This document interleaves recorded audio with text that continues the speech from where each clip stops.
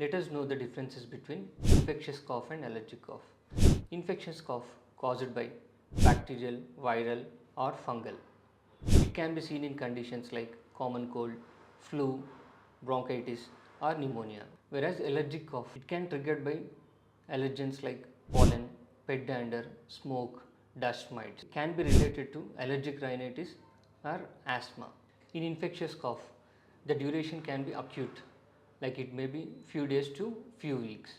Whereas in allergic cough, the duration can be few weeks to few months or especially ongoing allergic seasons. Symptoms of infectious cough: dry cough usually at first.